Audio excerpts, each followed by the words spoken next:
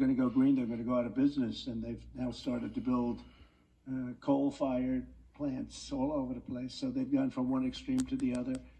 But good, clean coal, and it's okay, and it has power, and obviously gas, natural gas. It's very clean, but we don't do that. We use things that we can't get.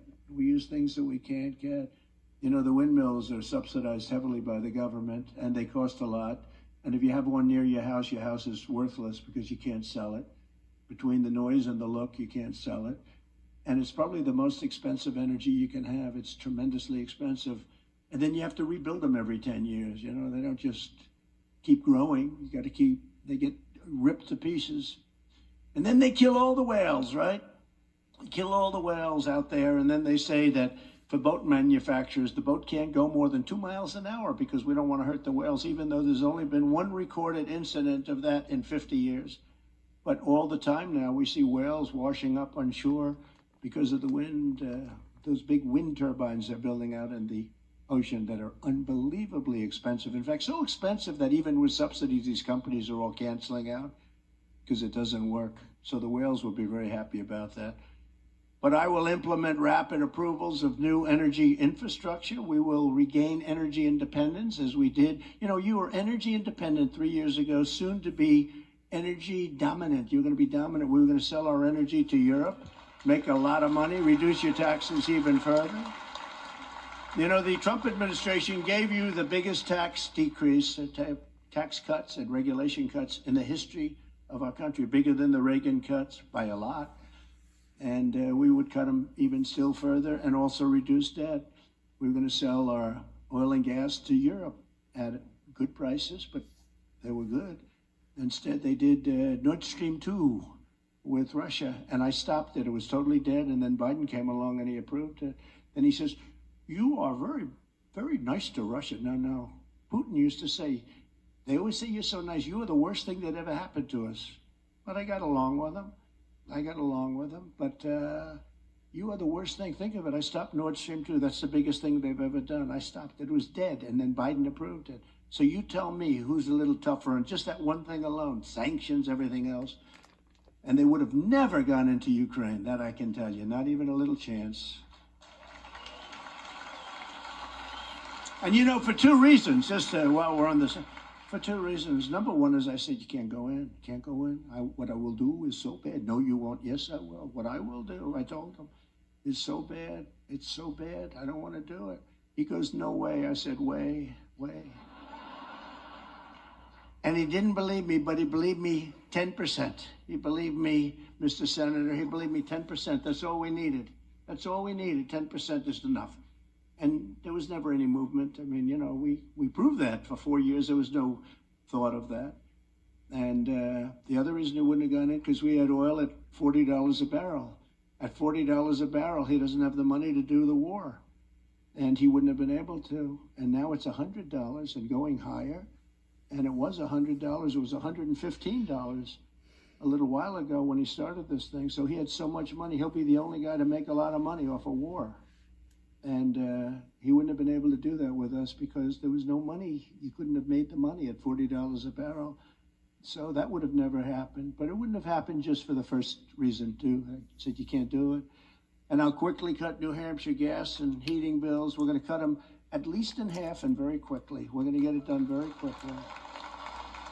Which I think is an important point for us to talk about because it's ridiculous. When you look at your bills compared to other people, and they're all up because this guy has let energy go through the roof. You know, inflation started with energy.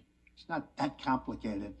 When you have a donut shop or a food shop or a dress shop, you need heat, you need whatever, you need everything, you need trucks to deliver your product. Energy is so big, so important, and it went through the roof. It just went through the roof, and that took everything with it. Now everything. They say bacon has gone up 5 times, meaning 5 times in the last year and a half. 5 times. Even I'm cutting back on bacon. It's too expensive. I'm cutting back on it. But I'll be the American energy president, and I have been. I mean, I really have been. We did an incredible job with energy. We were making a fortune. You know, we were in 3rd place when I started, And within 2 years, we were not only in first place, we were much bigger than Saudi Arabia and Russia. And if you look at a chart, and I want to have my people start putting up these charts because they're really good, because you look at them 1 second and it explains it better than all the words on earth. You had Russia here like this. You had Saudi Arabia a little above Russia. You had us pretty far down here. And by the time I finished, we were like a rocket ship. We were like this, way beyond them. And all of that energy, that extra energy, we didn't need it from anybody. We didn't have to guard countries. We didn't have to do anything. We have more than any other country in the world. Remember, I got Anwar approved. It was such a big deal. Reagan couldn't do it. Bush probably didn't try too hard. It's different mindset. But Reagan did. We respect Reagan. And he did. He couldn't get it done. I got it done. Anwar, it's the biggest, as big as Saudi Arabia, they say, the equivalent to Saudi Arabia in Alaska. And Biden comes in within the first week, they terminated it. Can you believe that? It was so much work to get that approved. We got it approved. They were ready to start drilling. And the Alaska people were devastated because it was the greatest economic project. But even for the country, it was such a massive amount. It's big, but I'll get it done again. I'll get it approved. I'll get it approved very quickly. I actually got it approved, and I'll get it approved very quickly. But the United States will have the lowest cost of energy and electricity very soon as we're in, almost as soon as we're in. It's going to go very quickly. Right away, we're going to have the lowest, anywhere on Earth, we'll have the lowest energy on Earth. Right now, you have one of the highest, in this state in particular. On day one, I will also repeal Joe Biden's insane electric vehicle mandate. Can you believe it? Everybody has to have an electric car. Darling, let's drive down to Florida. We'd like to get some sun in Florida. Let's drive to South Carolina. Let's drive to Texas. Well, I want to, darling, but let's see. We have to stop 22 times to get to Texas. I don't want to stop 22 times. They say the happiest person in the world is when you get that first 10 minutes boost. You get your car charged and you're in the car. But after 10 minutes, you get very paranoid because you're looking for a new charging station. You're petrified you're going to be out in the road in the middle of nowhere and you run out of the charge, as they call it. But the tow truck business is extraordinarily good. So they're towing these cars all over the place. You see cars, beautiful, nice, brand new cars being towed to a charger. It's ridiculous. And by the way, I'm a believer in electric cars, fine. But, whatever the market bears, if they want to have gasoline, we have more gasoline than anybody on earth, right? We have more than Saudi Arabia. We have more than Russia, much more than Russia. We have more than anybody. Gasoline, I like hybrid. I like everything. You make everything.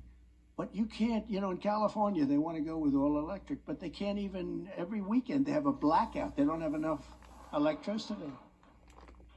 And you know who makes electricity? You know who makes it? Coal makes it, right? Coal makes it. And you know who else makes it? Oil makes it. So all of these grids that you hear, the grid, the electric grid. No, it's all generated by the initial charge is made with oil and coal and different other products. These people are absolutely crazy. Under a Trump administration, gasoline-powered engines will be allowed, but child sexual mutilation will be banned, if that's okay. If that's okay. If that's okay. Right? Good.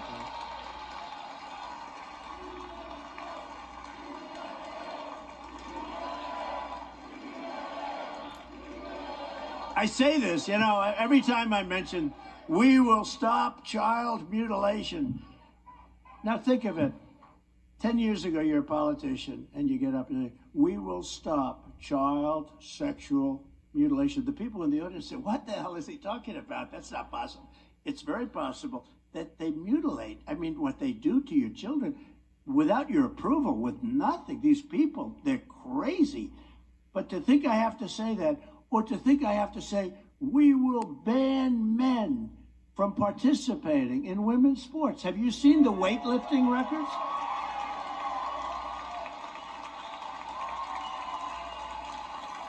No, can you believe it? Have you seen the weightlifting records? They're lifting around like 150 pounds more.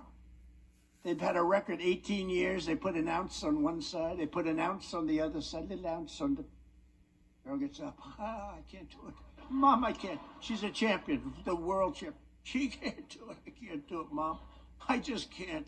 Mom's in the front, Dad's in the front. They're so proud. She can't do it. That extra little ounce, 2 ounces. And the guy gets up, who recently transitioned. Have you lifted before? Not really. And he goes with one hand. It's so crazy. I think they broke the record by like 150 pounds or something. They couldn't lift an extra ounce, but they can wipe out 100. That's a record that's not going to be broken, except maybe by Carolyn. I think maybe Carolyn can break it. Not too many people are going to be breaking that, right? So after many decades of failure and betrayal, we will cast from the power of diehard. Well, that's what happens. These diehard globalists like Joe Biden, who's crooked. Look, you know, when I got indicted the first time, I said, oh, now that love's earth, this is never supposed to happen to an ex-president who did a great job. I did a great job. I mean, we had the best economy. We had the best border.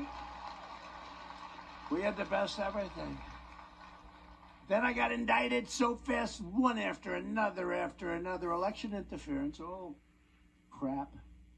And I said, well, the gloves are off. And I never talked about him this bad. I mean, I respected the office more so than him, not really him.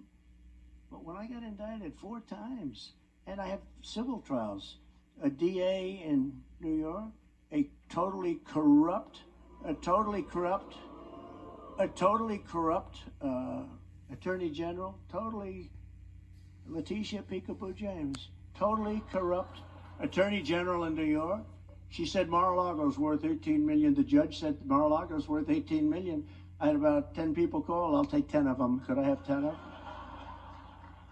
And it's worth, you know, perhaps billions of dollars. But they said that this is what the trial. It's so sad. But the gloves were taken off.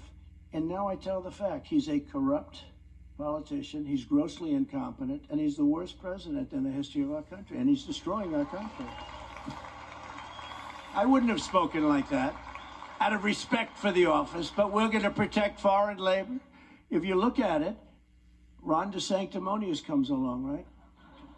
How about him? I got him elected. Then he says 4 years later, yes, I would run against him, essentially. He said I have no comment, so that's about the same thing, wouldn't you say, right?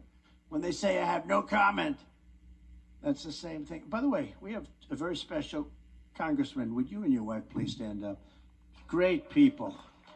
Great people. I see you sitting there. They didn't put you on the screen, Lance, but I appreciate you being here. It's really an honor. From Texas.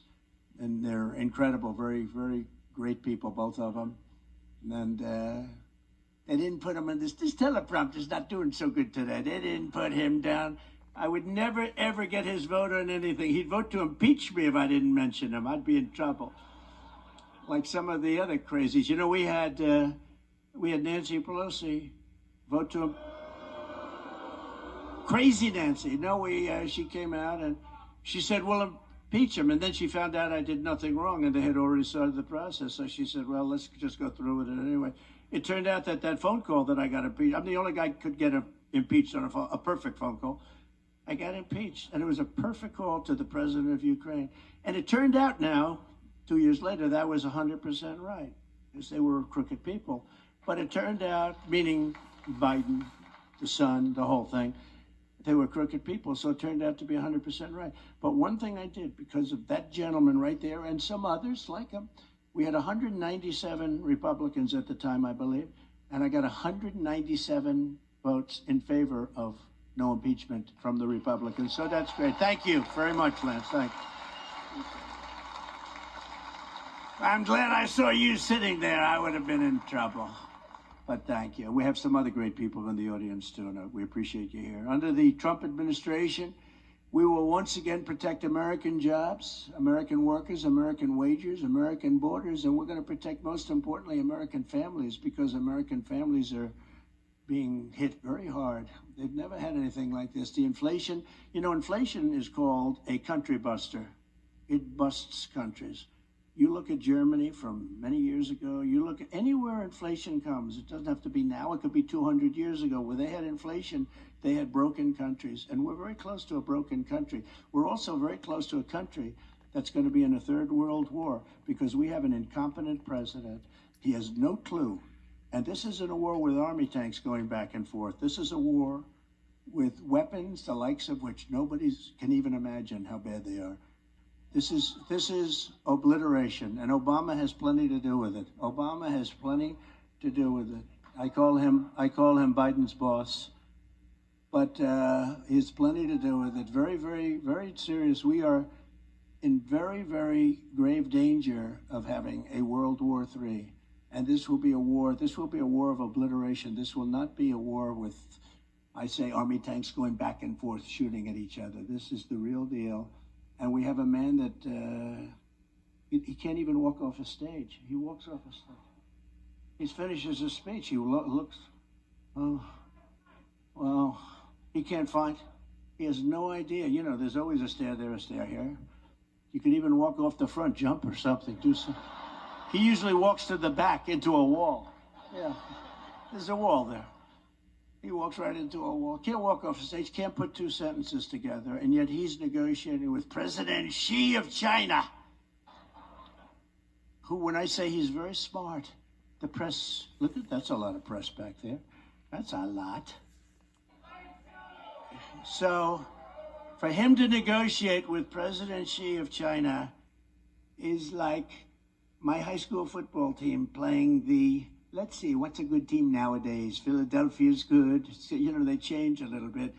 I used to say New England. I used to say the Patriots. I'd love to be able to say the Patriots. He's a great guy, great coach, but they have a little hard time. But what's going on with the Patriots, huh? But he's a great coach. And he'll figure it out somehow. He's going to figure it out. But that was not a good game last night, was it, huh?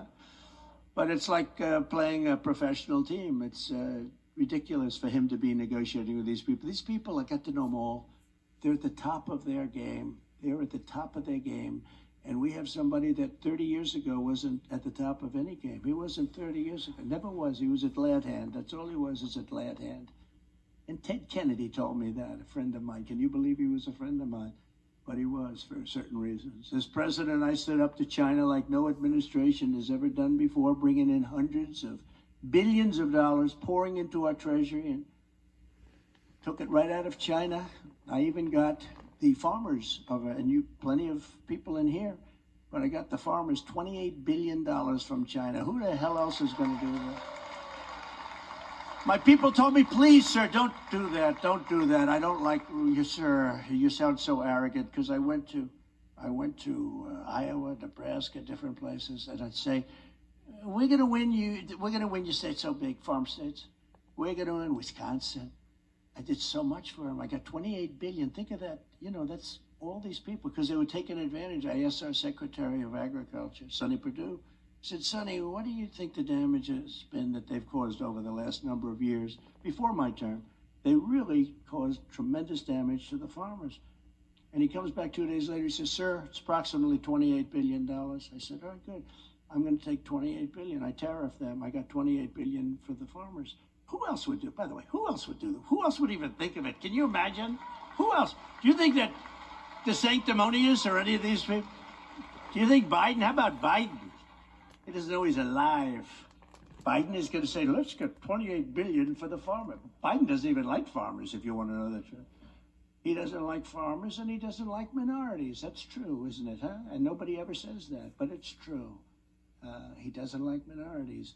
But, you know, you take a look at that, and I'd say, well, I'm definitely winning Iowa. I'd go into Iowa, make a speech. We just got back, and it was great. And I said, I don't want to sound arrogant, but I know I'm going to win Iowa. And my people say, oh, that's so arrogant. I said, I got them $28 billion. Who the hell else is going to do it? And I say it, and everybody laughs, and we all have a good time. But it is true. I got them $28 billion. How the hell do I lose a farm state if I got you $28 billion?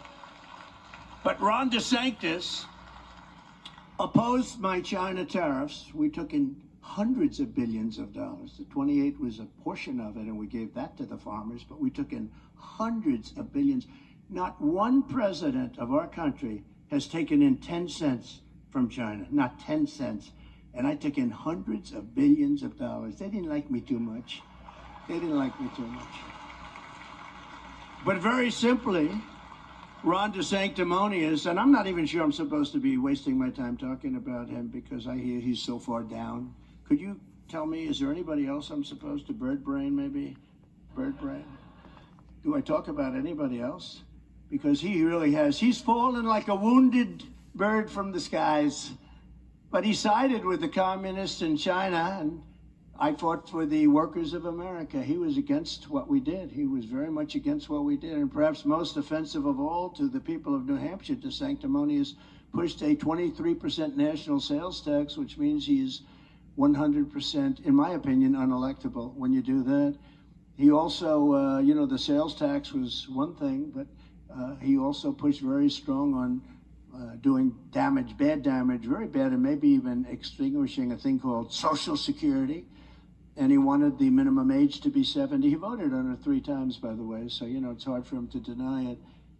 But the national sales tax would pulverize the middle class and decimate the hardworking families of this state almost more than most others. And it's never going to happen. We're never going to let that happen. One thing about a politician, when they have an idea and then they always go away from it during an election. No, I was only kidding when I said I'm going to pulverize Social Security. I was only kidding. But they always go back to it, right? They always go back to it. And they go back to their first idea. That's where they are. DeSantis also very much hurt Medicare, and he wanted to hurt it badly, but it got voted down. As your president, I proudly ended the disaster known as NAFTA, the world's worst trade deal probably ever made, and replaced it with the USMCA, that's Mexico, Canada, and it's, they say, the best trade deal ever made in the country. Actually, believe it or not, the deal I made with China is, I think, even better. They have to buy $50 billion of product, but I don't even talk about it because of COVID. I don't even talk about it. We had the greatest economy in the history of the world. We had COVID, and then I built it again, rebuilt it again. The stock market was actually higher than it was pre-COVID. It was pretty amazing. We did a great job on something that nobody had any idea what it was, COVID, when it came in. We did a great job. Let the governors run it. Some of the governors did a great job, like Henry McMaster of South Carolina, Governor Nome. She was fantastic. South Dakota. And some others. Tennessee did a very good job. And they kept them open. They kept them open. Florida, by the way, was not kept open, just in case you have any questions. But they got back. But it was not kept open. Some people forget history, but it's very easy to go back, especially with the internet. It takes you seconds. Oh, that's true. The beaches were closed. The hotels, everything, it was closed. But it got back. And we did a great job on that. And I let the governors do it. We got them the equipment they needed. We did something. We never got the credit on that one, but we got credit on a lot of other things, like having created the strongest border in the history of our country. Got credit on that one. Having created the greatest economy in the history of our country.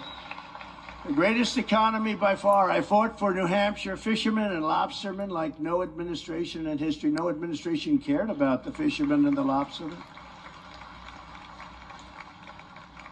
I only did it because selfishly I love that lobster. You couldn't get it.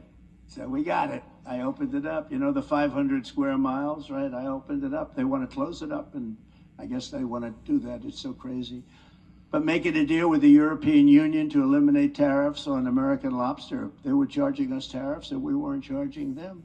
I said, either you do that or we're going to charge you double the tariffs you're charging us. They said, we'd be delighted in taking the tariffs off. It took one phone call. But the EU tariff reduction on any product, it's the first time that they've ever done that. And they did it for me with one conversation. I said, you do it, we're going to do it to you with everything, not just lobster. And they dropped everything. I also opened up 5,000 square miles of ocean off New England that Barack Hussein Obama had closed. I don't know why, they closed. The most fertile area, almost like in the world, for a thing called fish and lobster. And you weren't allowed to use it. 500 square miles. You know how deep you had to go? You had to go way the hell out, dangerous, way, way out in the ocean. And to this day, nobody really tells me, why? Why did they do it? And they want to put it back again. Now we're ready for the America First economic program. We're going to make our country, everyone is really down right now because our country looks so bad. We have no influence in the world. Everything's falling apart. Everything he's done has been bad. Everything. You know, I have a little list that I'm going to read in a second, but everything that he's done is a failure. The open border, his relations with other countries. We've lost every country. We don't even have any allies anymore. They don't respect us. I mean, we don't have any. We have nothing going. You take a look. Yeah, China's our best ally, I think, with him. Well, you know, he has to because they paid him so much money. We have no choice, right? Got plenty of money out of China. Remember with Russia during the debate? They said, how come the mayor of Moscow's wife gave you $3.5 million in cash? And Chris Wallace, how's he doing? Not too good. Chris Wallace, who's a moderator for Fox, you're not allowed to ask that question. I said, why not? He got $3.5 million from the mayor of Moscow's wife. Why aren't we allowed to ask that question? Well, it's inappropriate because now it turns out that's a big scandal. I was right. I'm always a couple of years ahead of schedule. That's okay.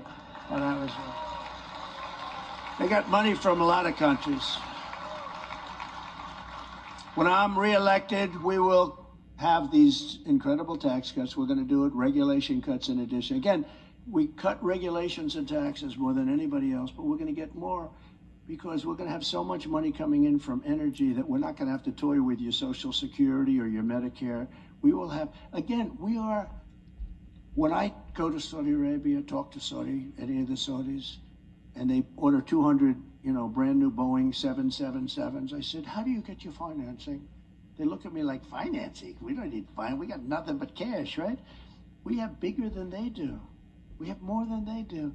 We can do so well, and we don't have to terminate somebody that's worked their whole life, their Social Security, or play with their Medicare like DeSantis wants to do, and all these other candidates want to do, because they have no idea. They have no idea. You take a look at them. I mean, I got candidates, Ada Hutchinson, I call him Ada. Ada. The guy is polling at 0. I think it's appropriate that Trump's debates. Why? So a guy at 0, I'm 70 points higher than him, more, and I'm supposed to be standing in. Why? Well, you have. You talk about Trump derangement syndrome. He's a deranged human being. Chris Christie, he's a deranged person. He thinks, no, it's just so crazy. He stands up, they say, what do you think of our economy? Donald Trump is a horrible human being. He's horrible. It's tough when you don't give somebody a job and then they're supposed to be nice, right? But no, I never trusted him to give him a job, but he endorsed me right after our big debate. We had a big debate up here, and then he endorsed me immediately, but I just didn't choose to do that. When you don't give people jobs, or when you fire people from jobs, they tend to get, Mr. Congressman, quite vicious. And he's a deranged human being. You got a lot of problems. And you have others, but they're polling at 4, 5, 6, 0, in a few cases 0. One guy actually has a 0 with an arrow pointing left. That means minus 0, and then they say Trump should really debate them. So far we've done good. We've had 2 debates. I haven't participated. They got the lowest ratings in the history of debates.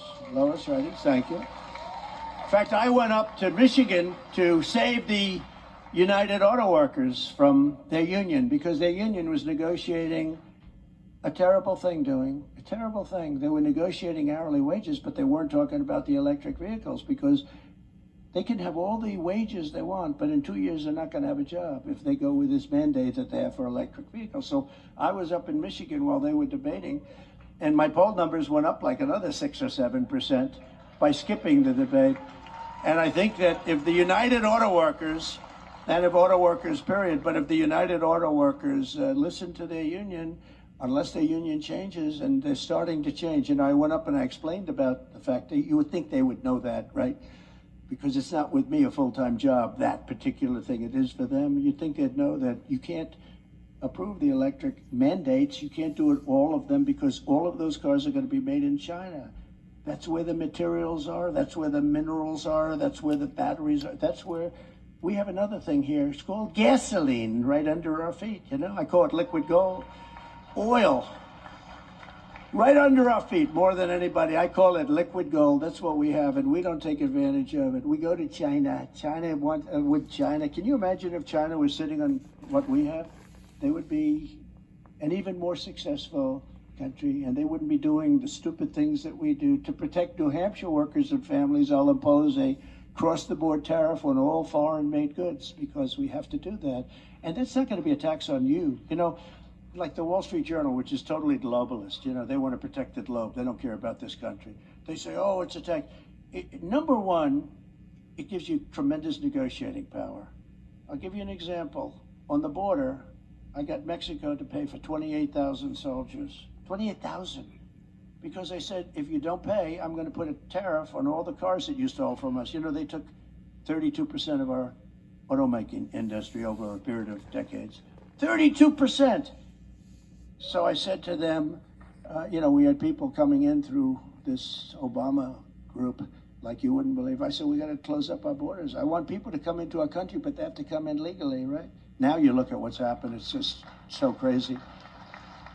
But I said very strongly, I said, no, you're going to have to give us 28,000 to protect our border. That's why we had the greatest border records in history, because of Mexico. You know, all those people that say, Donald Trump never got money from Mexico. I got 28,000 soldiers. That's much more than anybody could get by giving us a couple of bucks to help build the wall. But there was no legal mechanism where you can do that. But I said, you got to give us 28,000. They said, no. I said, you also have to give us, stay in Mexico, remain in Mexico. That's a pretty big thing because they were remaining in our country. You know, they were coming in, and it was called remain in the United States for the rest of your life. And I said, no, they have to remain in Mexico until we check them out and see. And most of them didn't check out. They came from prisons. They came from mental institutions. They came from lots of places. And the person at the State Department, very good woman, all she did was work on Mexico for about 25 years. She said, sir, they'll never do this. Because she's never gotten anything from them. I said, no, they'll do it. Sir, they won't do it. I'm telling you, they won't. I said, 100% they'll do it. And also, catch and release. Catch and release. You catch them and then you release them into America. You catch them, they're a criminal, even criminals. They catch them, what's your crime? Murder. Oh, okay, well, please show up in 3 or 4 years for court.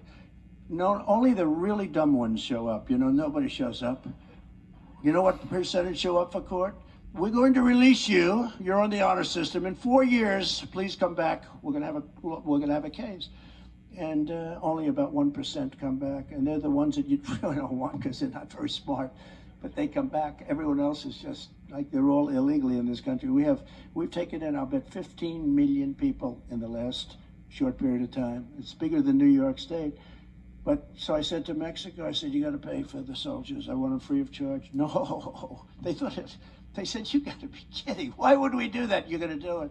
So they sent their top representative. I said, a very nice guy, right under the president, because they knew I was not happy about people coming in from Mexico in the caravans. And they sent their top person, nice man. And he said, sir, we won't do that. I said, yes, you will. He said, no, sir, we won't. I mean, I'm telling you, we will not do it. Yes, you will, 100%. 100% you'll do it. And he said, no, we're not going to do it. I said, here's what we're telling you. And right here, I have a piece of paper, and I'm signing it. It was a Friday afternoon. I said, on Monday morning at 7 o'clock in the morning, there's a 25% tariff that's going to be placed on all of your cars and all of your goods and all of the billions and billions and billions of dollars that you sucker us with and you sell into the United States. And it's 25%, and that's much more than the cost of 28,000 soldiers. Remember what 28,000 soldiers, that's a lot. And these are Pancho Villa, you know, they have the bullets across the, these aren't politically correct, like our guys have to be politically correct. If you say excuse me, ma'am, you're not allowed to be here. If you say it in a bad tone, they want to put you in jail, okay? You know, they're politically correct. Our people, what they've done to our military is terrible. But I've rebuilt the entire military, but we'll get that straightened out because we have a great military potential. We have a great military.